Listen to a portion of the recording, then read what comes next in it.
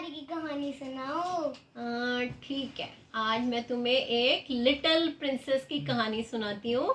उसका नाम था रोजी। ठीक है।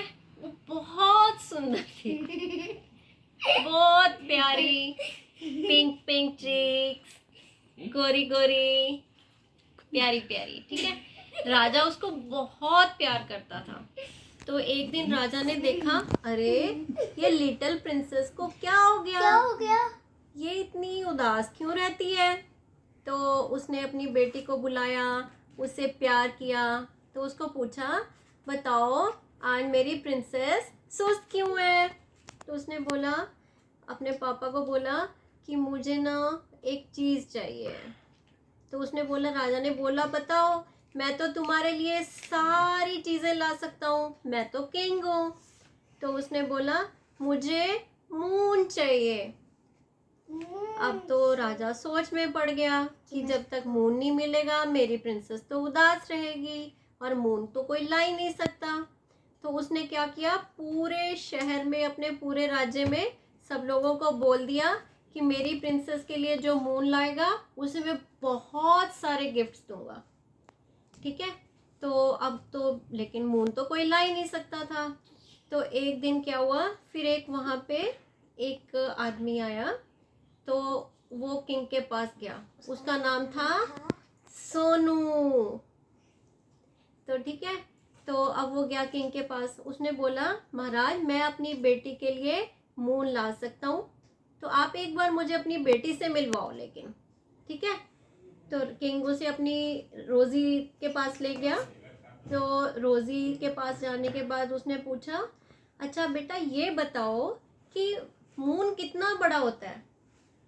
तो रोजी ने बोला, हंसने लग गई, कहती अंकल आपको इतना भी नहीं पड़ा, मून तो इतना सा होता है, जब मैं ऐसे करके मून को देखती हूँ अपने अंगूठे के नेल में से तो मून दिखता ही नहीं, छुप जाता है। वो कहता, अच्छा, और मून कितनी दूर होता है।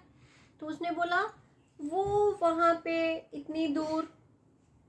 तो उसने बोला, अच्छी बात। तो कहता, और कितनी ऊंचा होता है।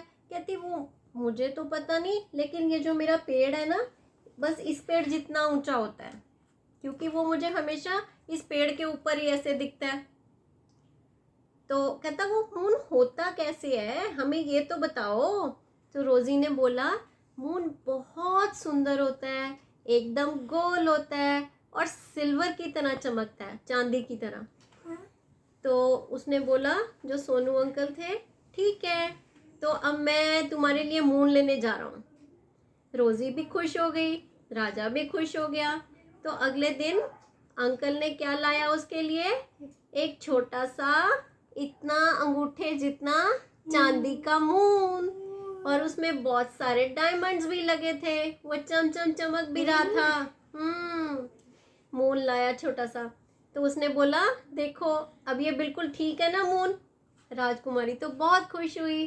तो अब लेकिन अब वो खुश थी, हंस रही थी, राजा भी खुश हो गया। राजा ने उसको बहुत सारे गिफ्ट्स दिए। लेकिन अब एक और परेशानी होगी, रात को तो मून फिर आ गया बाहर। तो राजा ने बोला, ओहो, अब अगर राजकुमारी पूछेगी रोजी कि ये मून तो फिर बाहर आ गया, इसको क्या जवाब देंगे कि नकली मून है आपके पास। तो राजा ने फिर सोनू अंकल को बुलाया।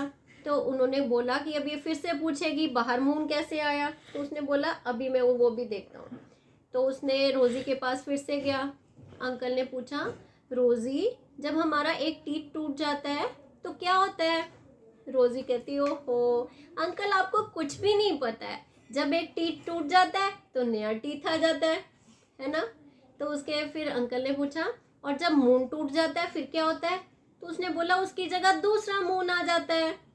तो अंकल ने बोला, जरा अपनी विंडो खोल के देखो, दूसरा मून आ गया। तो उसने विंडो खोली तो फिर से पेड़ के ऊपर मून था। उसने बोला, देखो देखो अंकल, दूसरा मून भी आ गया। लेकिन अब राजा खुश था कि अब उसकी बेटी यही समझेगी उसके पास असली मून है, और वो भी खुश, राजा भी खुश, और अंकल को बहुत सारे गिफ्ट्स मिले, वो भी खुश।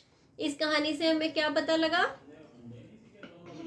कि कोई बहुत बड़ा काम भी होता है ना, मून तो कोई लेके नहीं आ सकता, लेकिन उसके लिए भी अगर हम कुछ सोचें तो तरीका निकाल सकते हैं उस काम को करने का भी, सिर्फ सोचना पड़ेगा।